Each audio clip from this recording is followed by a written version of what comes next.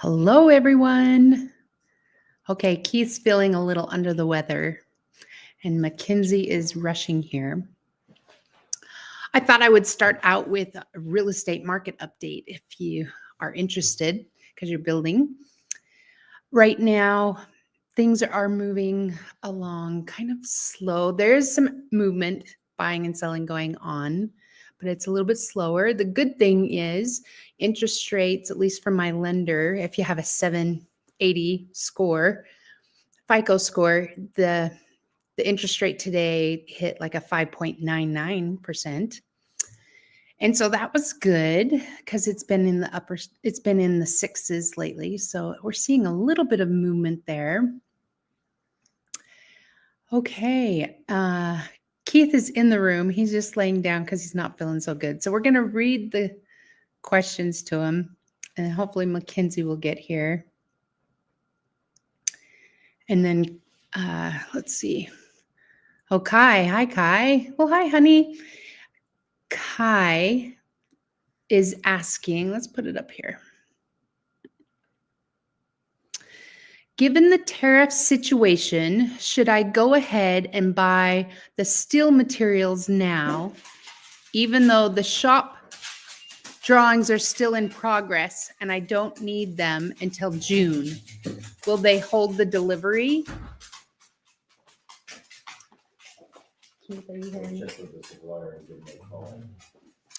Okay, so check with the supplier, give them a call and see how long they will hold it.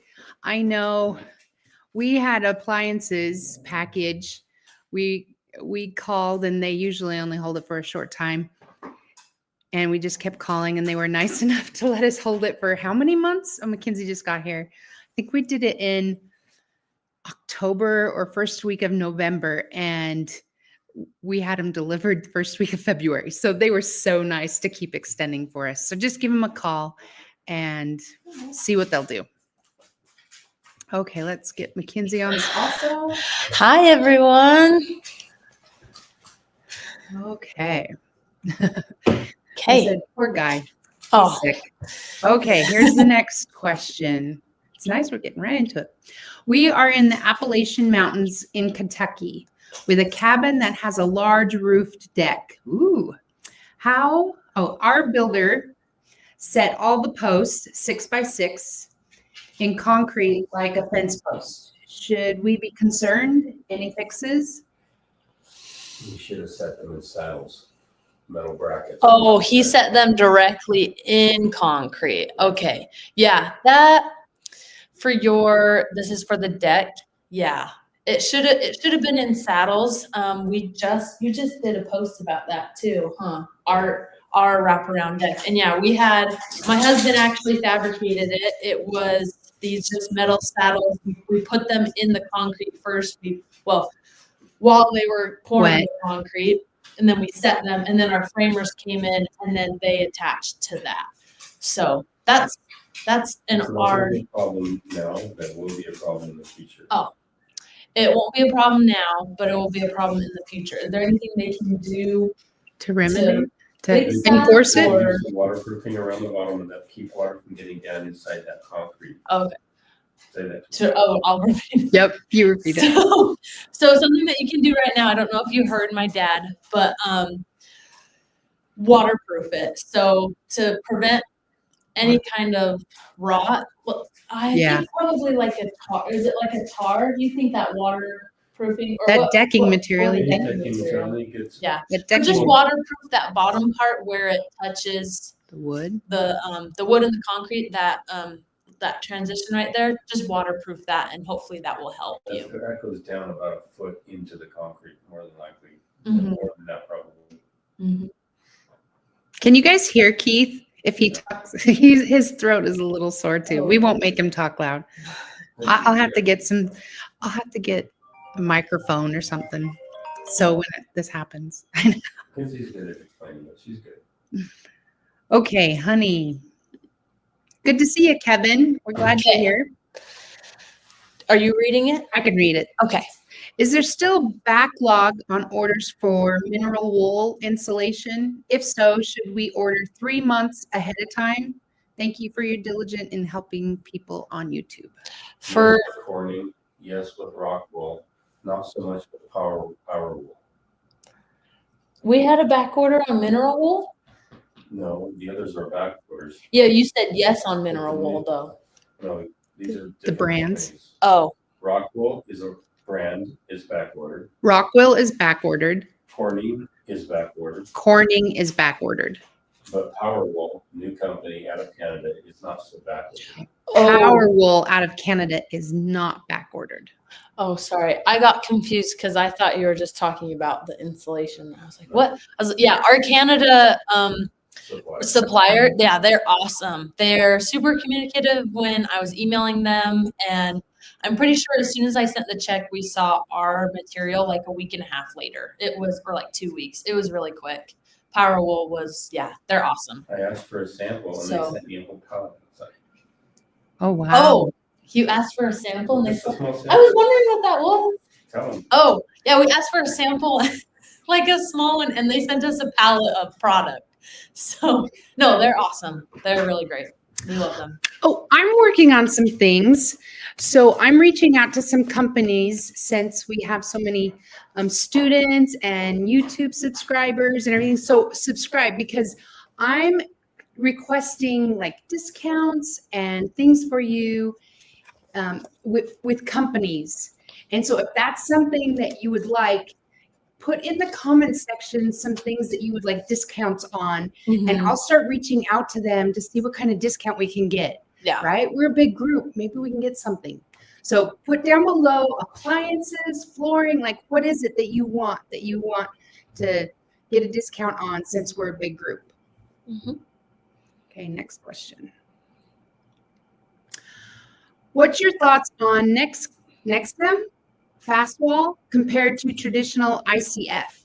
I like that it can be built more slowly with less shoring, but it seems less straightforward also. Okay, that's a dad question, and he has to answer that one. Fastball is a great product. It's just so pricey. It's a new product, and you're going to find that to be the case with new technologies. They're great, but they're not distributed to the market very well. So typically there's one manufacturer, one location, and they haven't been able to scale the cost down with enough volume. And so when the product gets in the market, they need to increase their volume in order to drop the prices down. So Fastball's got a couple of years to go. Meanwhile, ICF has been in the market much sooner, much faster. It's got this economy of scale. It has a cheaper price, and as a result, it can meet market needs a little better. So Fastball's got a ways to go. Great product though. Awesome.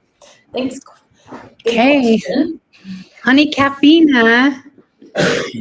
Her husband just signed up for the self-managed course. Great. I'm going to get you hooked up with our Discord group. I have to do that all manually, just to let you guys know that, because Discord has time-sensitive links. So it takes me a little bit because I have to do it all manually. Okay, so be patient with me. I appreciate you so much. Awesome. It's super exciting too. Yeah. Okay, I am also interested in insulated metal panels as a DIY building system like green stone, ice panels, or thermosteel. Any thoughts on that? Thank you so much. Ooh. It's becoming more and more popular. It's just there's a lot of nice products that's going to be very popular. It's becoming, sorry, my dad's just saying it's becoming more and more popular. Any other thoughts on that? The new code requires insulation on the outside of the home. So a lot of companies are going to be coming up with products to service that. Oh. New code is requiring it. You probably can't hear him. I can't just copy. I can't just. My brain doesn't work like that. The new IRC code is actually requesting and actually putting in code a full envelope of insulation on the outside of the home. And as a result, a lot of technologies are going to capture that. They're going to say, hey, here's a product you can apply to the frame structure. It will solve for your sheeting strength, your shear strength, and it will also have 1/2 inch, 1 inch, 2 inch, whatever the number of inches needed for the insulation to accommodate for that new IRC code. So just look for that. A lot of things are going to happen and change in the coming years when it comes to insulation as a combination of sheathing and insulation in one install on the outside of the home. So look for a lot of that to happen. And you're starting to see some new products like that. So you just want to talk with your engineer to make sure that they can maintain shear strength. And if that nail can actually affix to the, I don't want to get too technical, but when you have the sheathing and the insulation on the inside of the sheathing, does that affect the shear strength of the wall if it is a shear wall? And if it does, then you might have a problem. If it doesn't, you shouldn't have a problem. But talk with your engineer before you actually finalize your plans and see if they can apply that and if he can write that up as a specification in the plans that you're working on. Okay? Talk with an engineer. Always get a second opinion on that. All right. Good job. See, this is a family team effort today for sure. Okay. Whoops. Okay. Honey Caffeine, with the new tariff laws, would it still be good to order mineral wool from Power Wool in California? Power Wool, isn't Power Wool Canada? It's Canada. Oh, sorry, yeah, Canada. It is CA Canada. Yeah. Maybe I'll just reach out. Reach out. and find I out. might. Yeah, I might just reach out. That's a good question. I don't know the answer to that, but Should I can. let me get that down. Yeah, let me write that down and ask because we do love that contact. And where can I tell them when I find the answer? Hmm. Save it for next week. Oh, save Okay. it for next week. That's Bring a it back great- up and I'll have the answer. Power Wool. I'll We may have a lot of Okay. clients. Okay, the next question is, any thoughts, experience with aluminum decking? Oh, Ooh, none. We have not done aluminum decking. That's interesting. Are you talking about the ones that like, I did see one video where they lock in? Aluminum? Yeah. I don't know. I just think Aluminum? aluminum. It would just It wouldn't be strong enough? It's not fully adhered. What? It's not fully adhered. Yeah, so it's gonna flap in the wind. It's gonna flap in the wind. So I don't know. We've never installed any. I've actually never heard of it. So I don't know. Yeah, that's interesting. Okay. I don't know what else to say.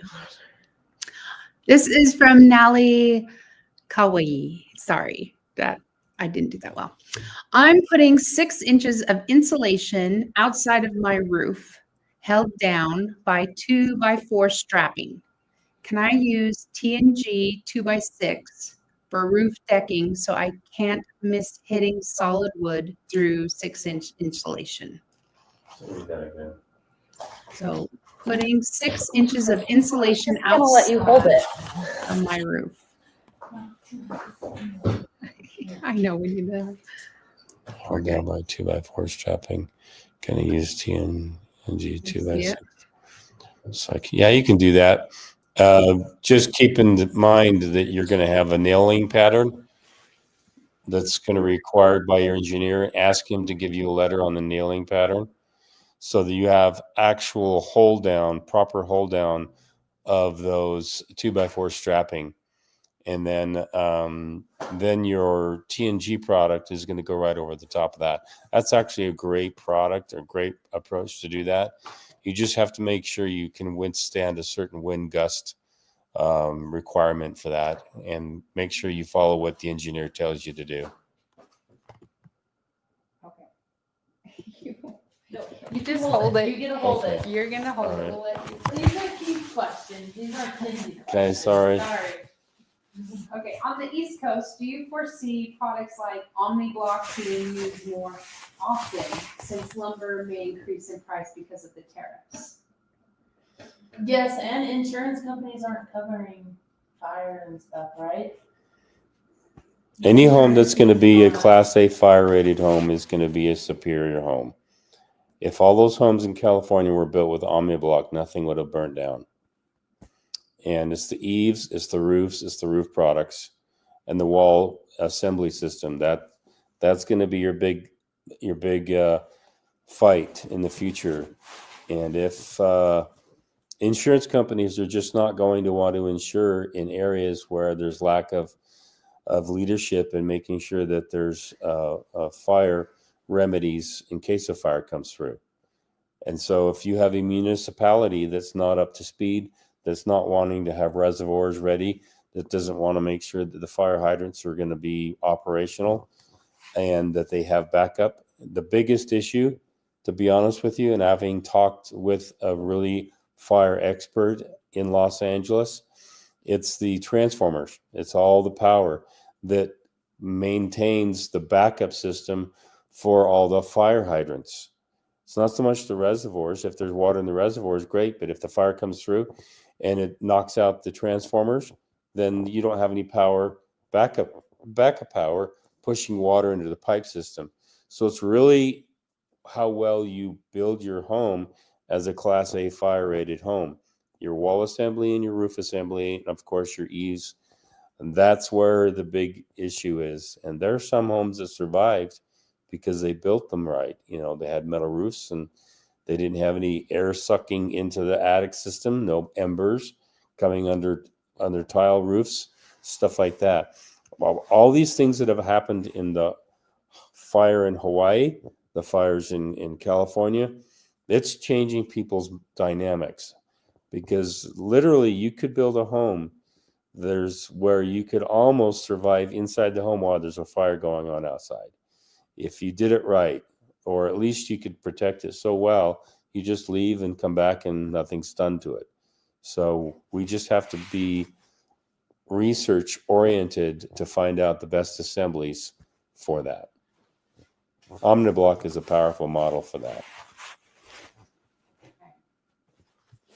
Thoughts on frost protection, shallow foundations? I like the idea of building a ranch and building out instead of up or down. I was thinking that I could build a larger home with an efficient shape. What's your frost depth?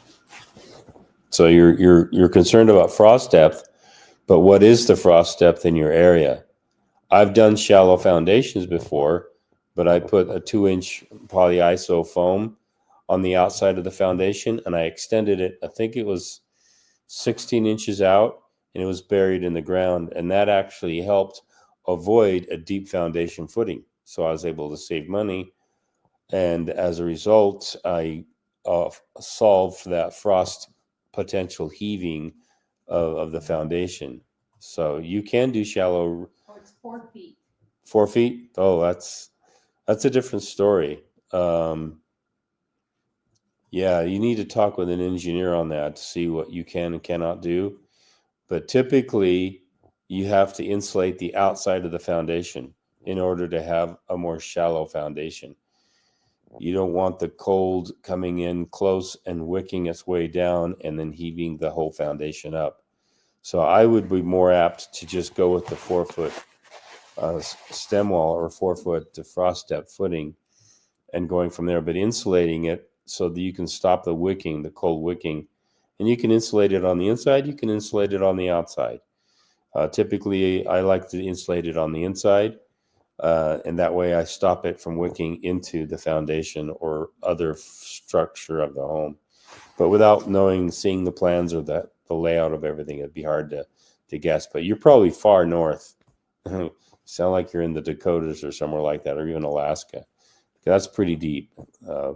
We have 36 inches, which is that's about 3 feet, and the 4 feet, that's a far northern climate than where I'm at.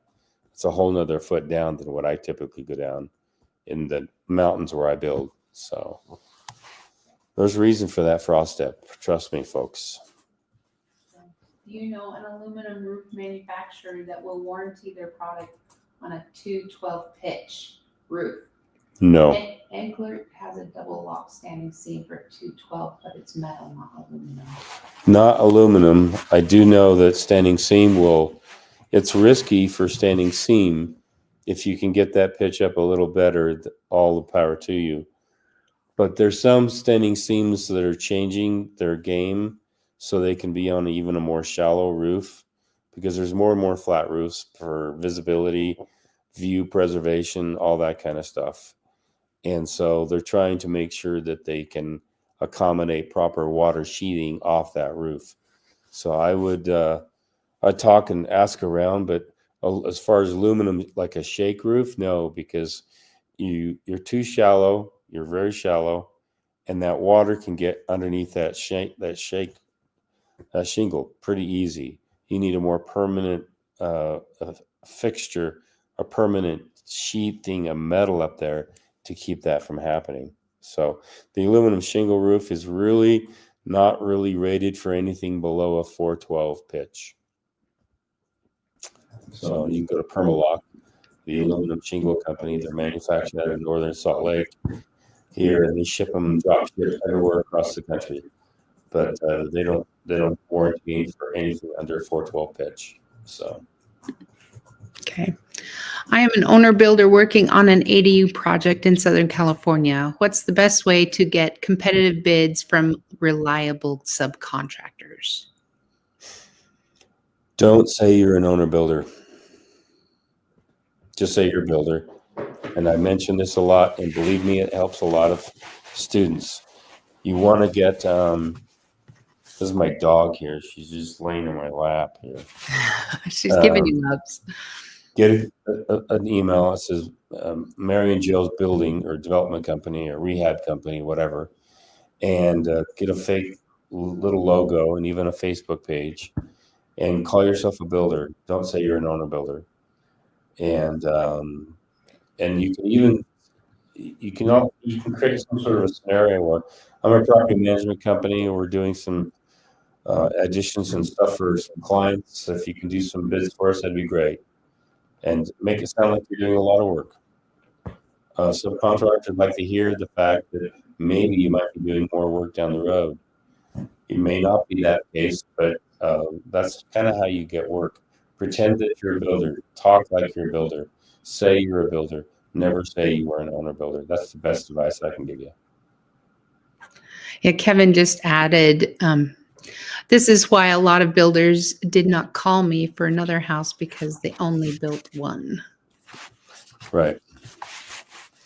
If they've got builders they're lined up with, they're going to put their time and effort into working with a builder rather than an owner builder. So that's just why, just say you're a builder. Don't say you're an owner builder. Okay. Honey Capina, what do you think of a roof underlayment that is a radiant barrier?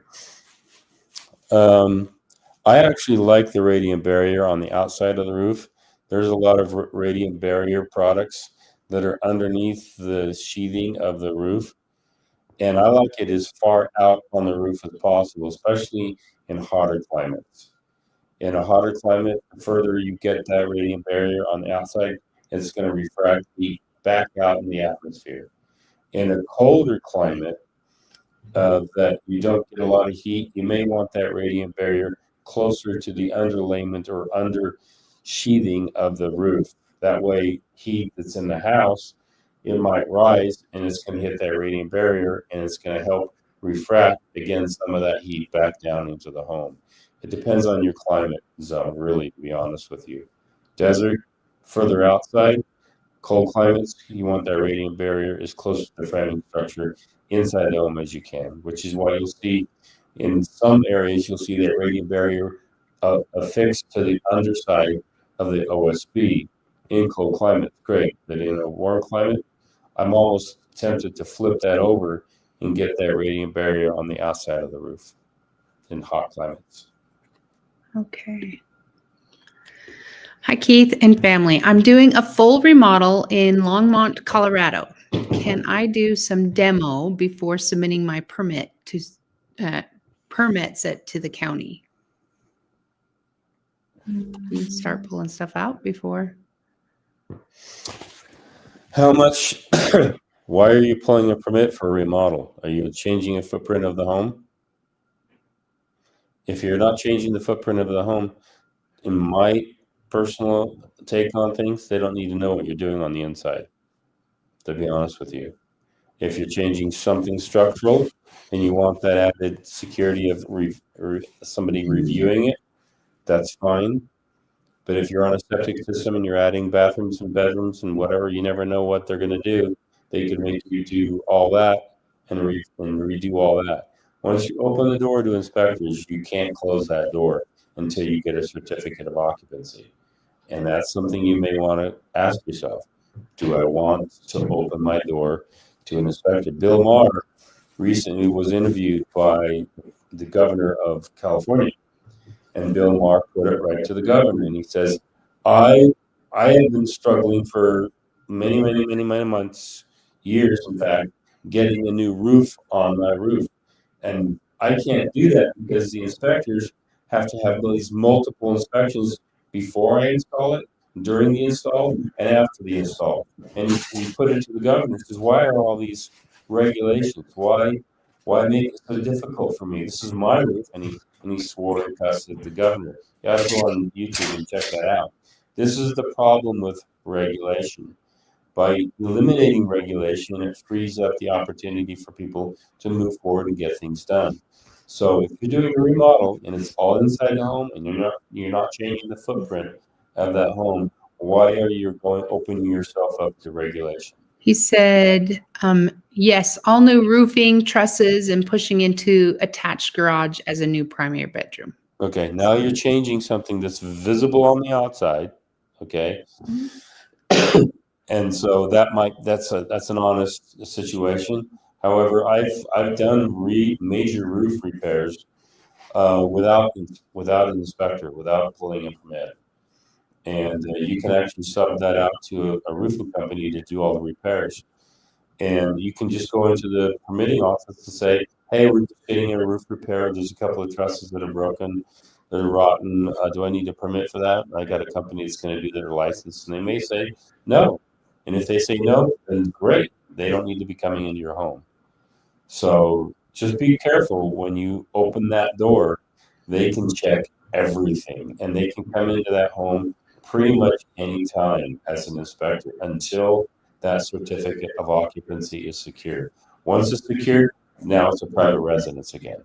Until that time, it's a construction site. You have to know the difference. Okay? Sia Mekporzar, he says, Keith, hire me and say goodbye to exhaustion. Okay, what's that? Someone says, hire me so you don't have to be exhausted. Okay. Okay, let's see. Back to Kevin. Kevin said, this is why a lot of wrong one. He said, as it turned out, every owner builder I worked with, and there were a lot in Flathead, Montana County, they were great people. Owner builders are great people. They are. Okay, ZoobTube, awesome. New home on Helical Piers in Southeast Michigan, 4-foot crawl and water table.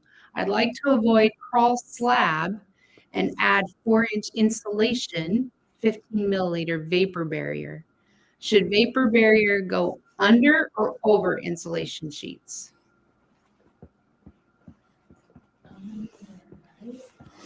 Well, if it goes over the insulation is going to could get moist, boggy and could get wet. You probably want to have your vapor barrier and then your insulation, but I've seen it both ways.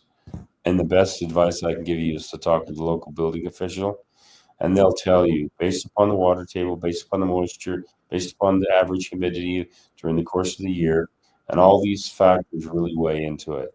Again, talk with someone who has done a lot of that in your particular area. I live in a very, very dry climate. And so my advice is not how I do it here is not how you should be doing it there. So that's why you need to find somebody local.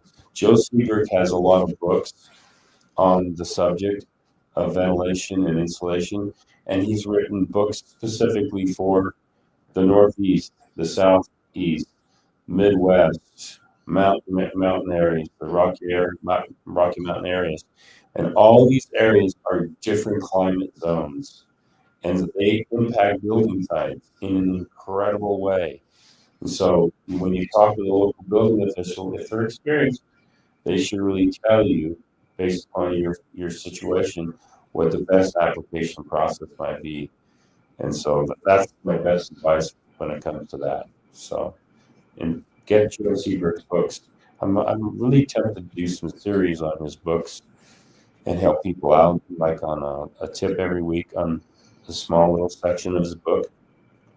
And that people have a hard time reading thick scientific books on building science, but I can condense things into a real quick cliff notes, and maybe that's something we can think about doing. So, Okay. Naname Blitz. If I'm mostly DIYing, owner building, should I do SIPs, advanced framing, ready frame pre-cut, or ICF? I took some fat aspirin. Say that again. Yeah. If I'm mostly DIYing, owner building, should I do SIPs, advanced framing, ready frame pre-cut, or ICF? I just go stick built, because if you're doing it yourself, if you do ICF, there's a lot of complexities to that may just frustrate you, and squaring up the home is going to be hard. So SIPs is not something I'd recommend for you. That's going to be really hard, running power and all that. And so I would really just go with and advanced framing is really a way to save money on framing. It's 2 foot on center rather than 16 inches on center. That's like 24 inches on center to try to save on framing. But that, to me, it's not beneficial for the entire home. The home rattles. It's kind of open, more cavity. If you're in a far northern climate in Alaska, they do that a lot because wood's a terrible conductor.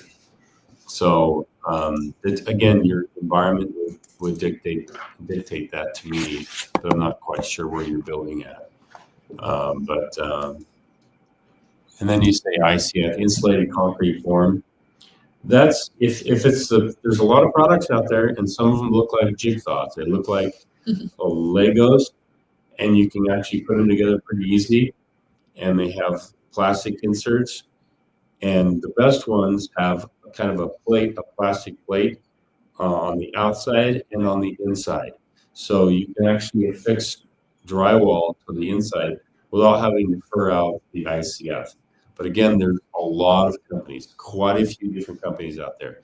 And if I were to do an ICF home, I would make sure that I had an easy way to affix an exterior product fascia material and an interior drywall material very easily. And some of the best ones have that kind of like a plastic strip on the ICF. And so when you screw your drywall to it, it's holding it up there really nicely.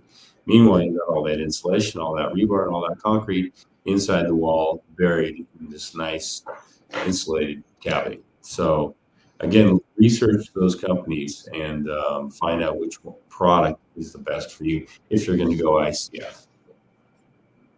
Okay. Not hard to square those up either. Nale Kawi. Will super thick sub-slab insulation prevent a radiant heated frost protected shallow foundation from being protected from frost at some point? Say that one again. That's kind of complicated. I know.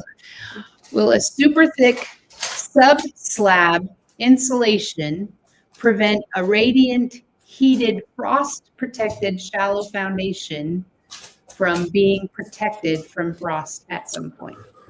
I don't know what you mean by super thick, maybe 2 inches thick of insulation underneath that. And then where's the radiant heating? Is the radiant heating in the concrete or underneath the floor system that you're putting in? So I'm not sure where it's going to be at. Insulation does a great thing on keeping from frost heaving coming into the foundation. And where you put that insulation is really key. Like if I'm in the permafrost cultures or permafrost areas of Alaska, I'd be building totally different than maybe the North Dakotas, and even different than say Southeast Texas. Again, all these variables change how I build and how I design. In fact, as a builder, it takes probably about 6 months to wrap my head around building a high altitude cabin at almost 7,000 feet. And if I were to do that for year on year, and then suddenly come down to 1,700 feet on the desert area, it's a completely different scenario. He And said, oh, sorry.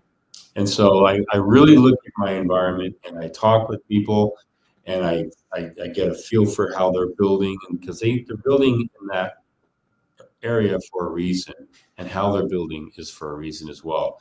And learning what those reasons are helps out immensely. Okay. He says, I've seen sub-slab insulation over 12 inches.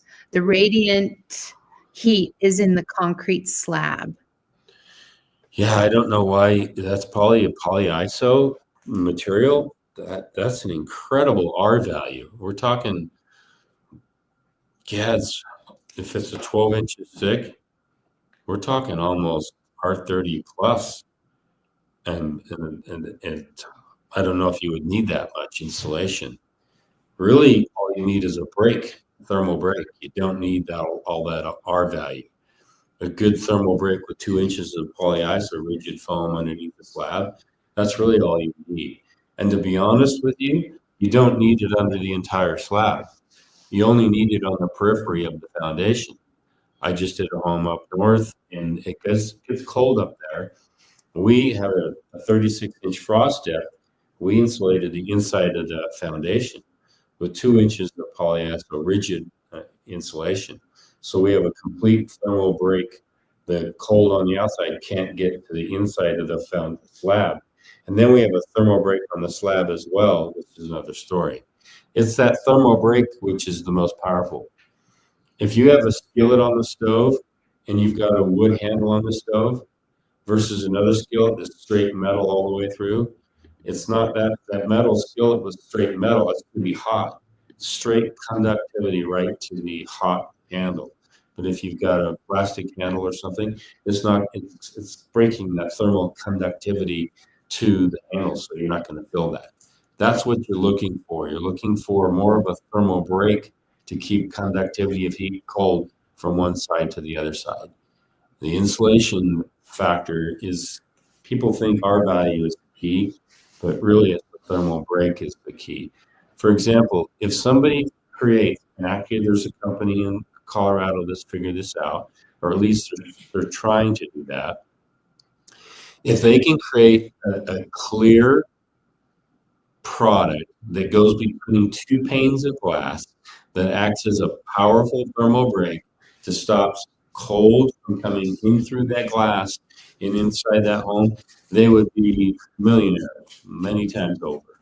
Because that window right there and the windows in front of here during a cold winter day, that's your weakest spot in the home. And if somebody can create a thermal break and stop that from happening, that's going to be a powerful product. That's what I look for, is I look for thermal breaks. And because that's going to slow down a lot of stuff. And then I look for R value. So don't look for too much R value. Look for a nice break in that thermal conductivity. And I think you're going to be better off. Okay. Are hobby builders a thing? One spec home a year type deal? Yes. Mm-hmm. You're looking at one. Go and tell your story, girl. Building is my hobby. Real estate, I tell my husband all the time, real estate and building, that is my hobby. That is what brings me true joy. And as soon as we move into like our house, I'm already looking at new land. I'm already looking at new floor plans. Like my mind just can't stop. I absolutely love it. And why wouldn't I love it when it makes me money too? Like, especially if you're acting as the owner builder, like it's just such a smart skill to have, and just to try and take it on yourself. Like it's so much fun. Building for other people is fun too, but definitely building a home for yourself or even a home to sell, it's a lot more fun. Yeah, she's on her second one right now, and she's just 24 years of age, right? Mm-hmm. Yeah. So I've remodeled and built and restored. How many homes, sweetie? A lot. We did a lot for a lot of people. The ones that I can remember, mostly remodeled. Let's see. Mostly remodeled. Cedar 1, 2, 3, 4, 5 homes in I lived with you. So I've done a lot of, and that the neat thing is you're adding value to a property while you're living in it, which is not fun.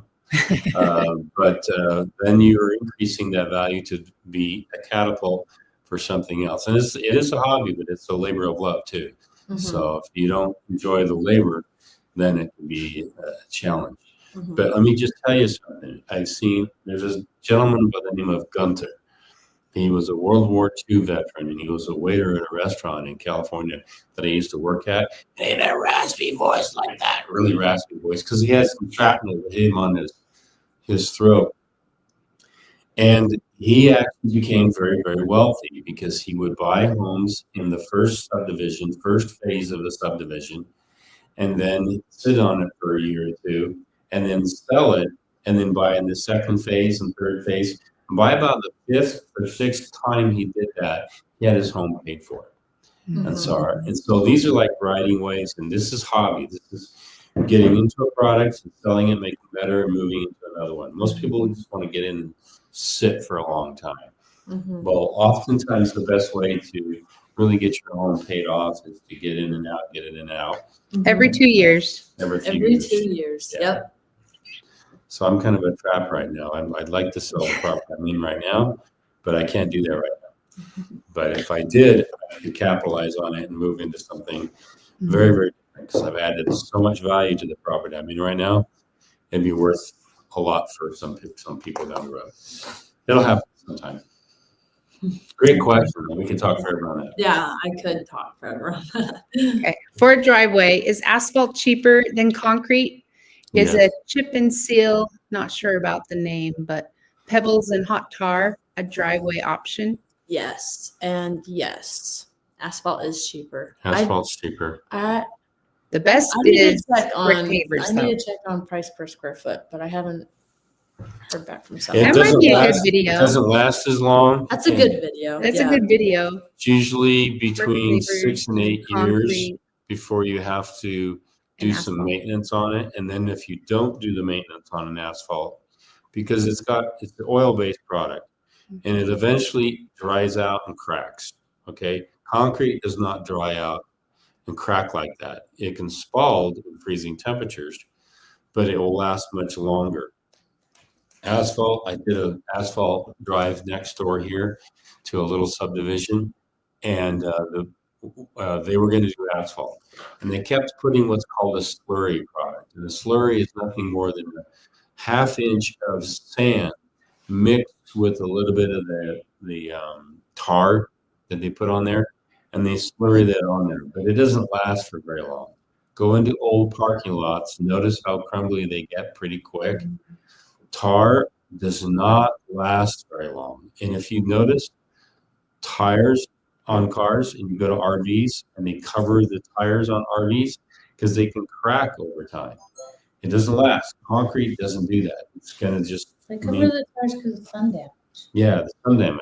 So it sucks up the moisture content inside that tire, inside that car, and it doesn't last very long. Look at freeways, asphalt freeways, concrete freeways, and the reason why they do a lot of asphalt in cities or whatnot is because they're quieter. Concrete is much louder. So there's a lot of things to think about in lasting quality and cost. But again, my favorite, of course, is pavers, because they last the longest, easier to fix, easier to maintain. Percolation of water is phenomenal right through them. Appearance is the appearance, best. all that. Beautiful.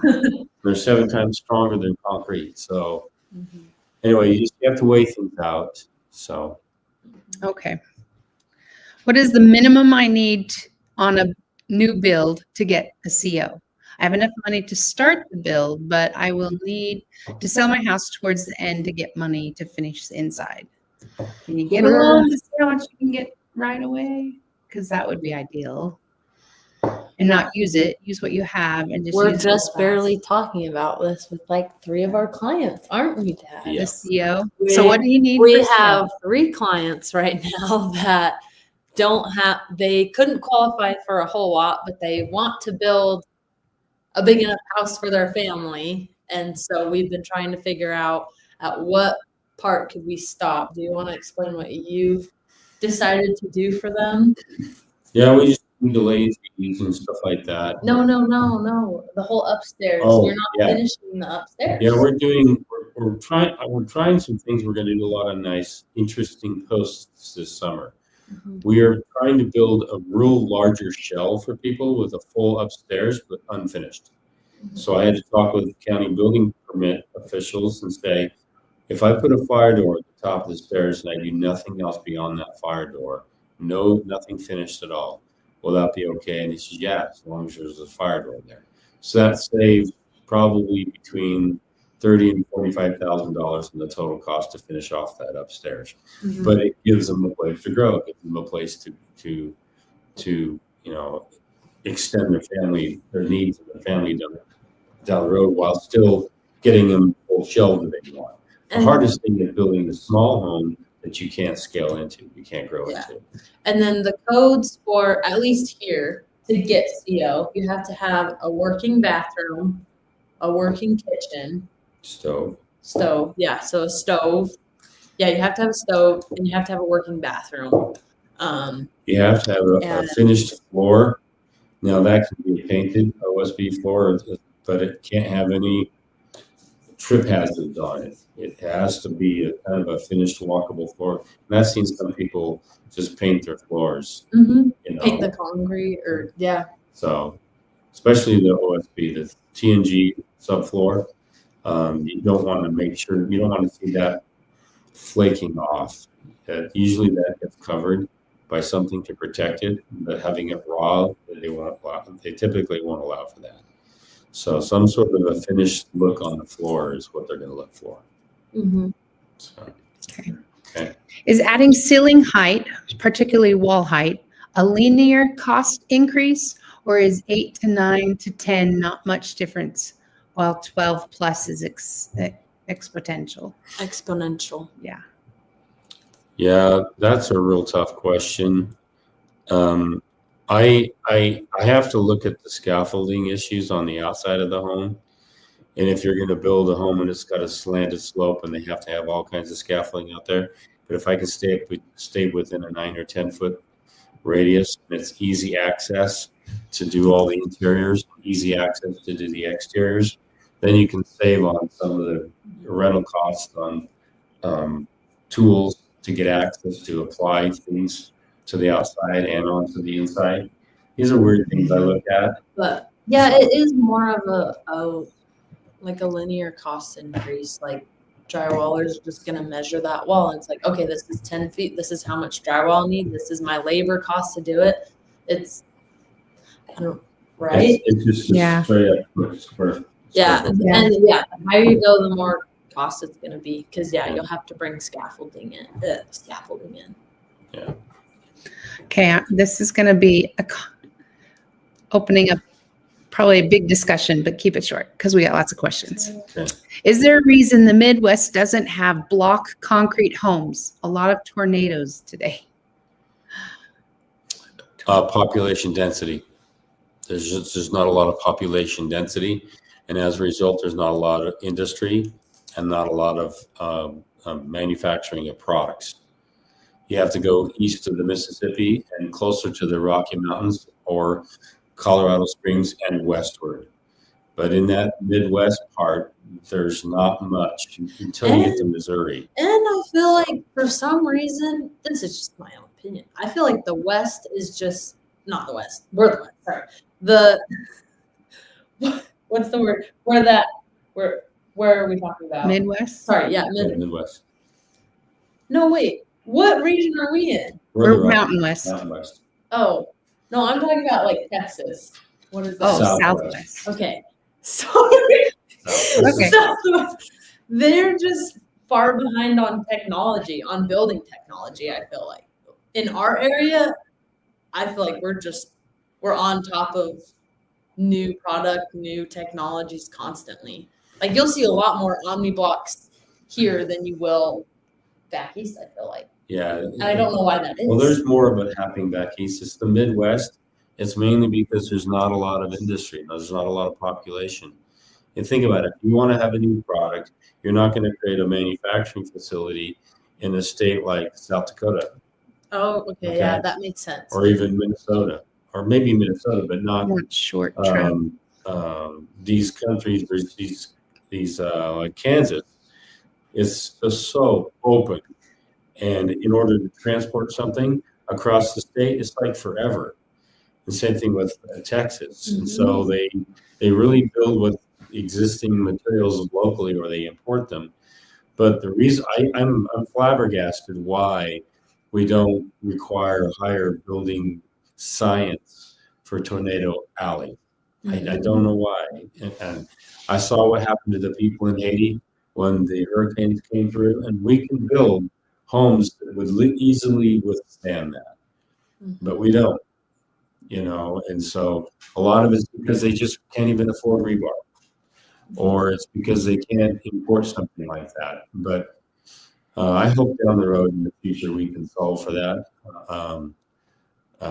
That's a good question. And a lot of it, Midwest people, it's a real tough situation trying to build a home that can withstand some of the elements that come at you. And that's what's so great about owner builders and why we advocate for it too, is because you guys truly care how your home will be. Like other builders who are just track homes, they're just trying to get it, start and finish. And they're not really concerned about the quality of their homes or what kind of material they're using. It's just, it's just their business. But I don't know. That's why being an owner builder is fun, because you have all of that in your control now. The quality of your home is completely up to you.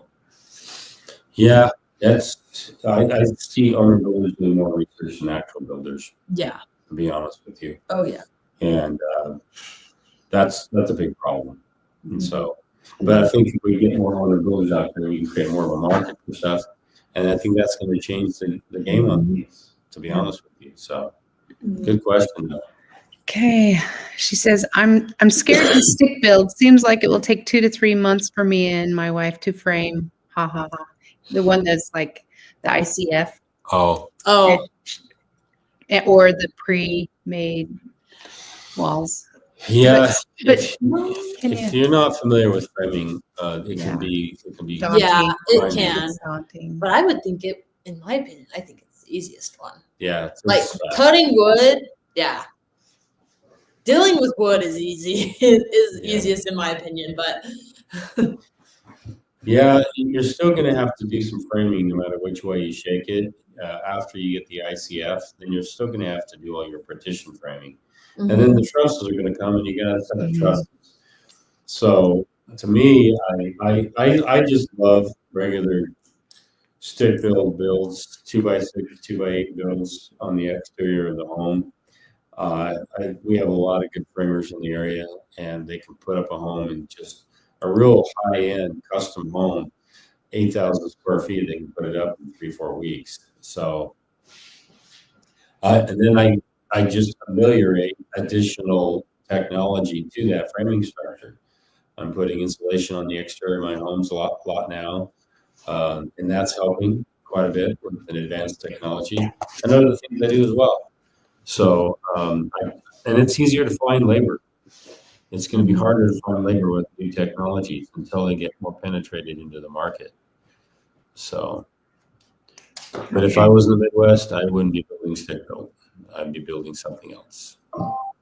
We are, how do you weigh the value of high-end windows? Is an extra $15K for triple pane Alvin worth it compared to stand pillow windows? Let's say that again. I'm gonna actually slide this. Okay. So how do you weigh the value of high-end windows? Is an extra 15 grand for triple pane Alpine worth it compared to Stan Pella windows? I designed my house to accommodate the most affordable windows I can, and I put all my windows in the south so I can grab sun. That's really the first step I go when I design a home and when I'm working with clients. I've been through the gamut on windows. I am so surprised at the costs of windows and the range. I've seen windows on homes that are $800,000 versus $80,000 for the same home. So you can spend an enormous amount of money on windows and not really see the return on that value for many, many, many, many years. And so I'm more apt to get most affordable window because most windows now are higher end than they ever have been. We don't put aluminum windows in without a thermal breakdown. We put windows in that have thermal breakage inside them so that we don't have conductivity from the outside to the inside. And so really it's a warranty that I look at. I look at the communication, the follow through, and people, all that kind of stuff. So that's what I look for. Is I look for how well I can get a warranty covered, and then do I have a local rep locally, and then what's the real cost? So you can just, oh my gosh, when it comes to windows, I don't have a favorite. I wish I had a favorite window manufacturer, but I don't. In fact, I have a home that's coming up, a very custom home. We're using 4 different window manufacturers for this home, if you can believe that. So we had to do that. There's a big, huge slider. That's one manufacturer. They do it best. Other windows, another manufacturer. We're going to have some butt glass. That's going to be another manufacturer. Then we're going to have some other glass in the inside of the bathrooms, the stuff miscellaneous mirrors and glass. That's another supplier. So it's going to be that way. Some homes are going to be that you just can't get it all in one spot. So, and then windows is something you have to just be prepared to do some research and study it out, finding out who's really local, who's the best that you can probably obtain in your own particular market. And then talk around, ask around. So. Okay. Thanks, Parker Nash. Okay. I just have to show. Okay. Drunken Hamster. We do like your name. Sorry. I've got to get into the habit of saying people's names. Okay. David B. Regarding ICF, look for ICF manufacturers that have local distributors. Call them or call the manufacturer for a local distributor. Most of them will let you do a lot and then come in for a fine tune. Okay, we have Carrie. Do you think $30K for full blown in insulation is expensive? Yeah. How big is How big is the home? How big is the home? For just the like, Net and blow. yeah, the whole house though, or That's pretty. Yeah, That's that quite a seems bit. that seems really high just for net and blow. That seems high. I don't know what your square footage is though. Yeah, if you can already tell me the square footage at the bottom, I'll pull it up. Okay. If you're over 5,000 square feet, be like, okay, maybe. Yeah, if you're over 5,000 square feet, maybe. But if you're around 2,500, that's pretty pricey. That's high. Yeah, you should be half that if you're 2,500 square feet. Okay. Non-blitz. Nice. We have 3 plots of land and are scared because we are on the other side of the country moving to California, but to build our own and then maybe moving to the other 2 lots. So that's the hobby builder lady. Okay. Oh, So you're in California now? Then- we're on the other side of the country, moving to California to build our own, and then maybe moving to the other 2 lots. Okay. Yeah, you've got a lot of leverage there, so that could help. You could actually do improvements on those other 2 lots, sell them if you need to, build one, sell it, move into the next one, build it, sell it, and then finally make your final resting place on the third lot. Mm-hmm. Like we've done a home that we built, and I'll just give you some rough numbers. We probably can turn it and get about another 200,000 or 300,000 out of it versus just sitting on it. But if we turn it, then we can move it into another property, and then we have less debt on that next property. Do it another time, we have even less debt on the next property. Does that make sense? So that's the benefit of hobby building. I guess you could call it that if you want to call it, but it's really spec building. You're doing a spec build, and you're using the first to catapult wealth or value into the next build. And what you're doing is you're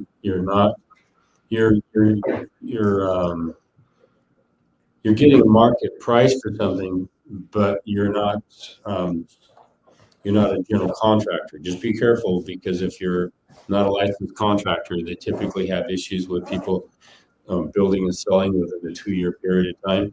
But to be honest with you, nobody polices that.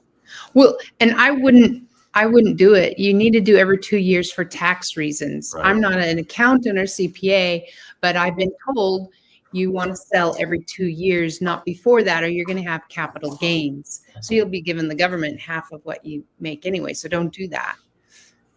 Okay. So, okay. I got a jet. Okay. Sorry. Okay. See ya. Thanks, sweetie. This is a good We'll question take one more from question. Jesse. Can you be here at 9? How much do you use ChatGPT or AI for builds and planning, and what are the most useful ways you use it? I'll let you. I just got back from a conference, so I'm really excited to use it. We don't actually use it right now. I use it in helping me refine my listing descriptions sometimes, and then tweak and then brainstorm some ideas. But I'll be using a lot more, and I was actually thinking of that, how to put it in, because there are some things for building and planning. What's the word?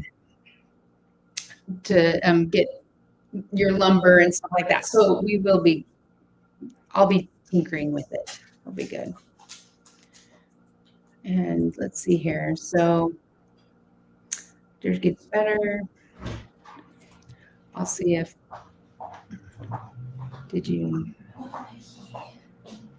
okay. So glad you guys all could come. We appreciate you. Sorry, Keith wasn't feeling so well, but we will see you next Thursday. I'll try and copy some of these questions from today that we didn't get to, and we'll answer them next week. Have a great day. If you have any questions, just reach out to us. And yeah, thanks.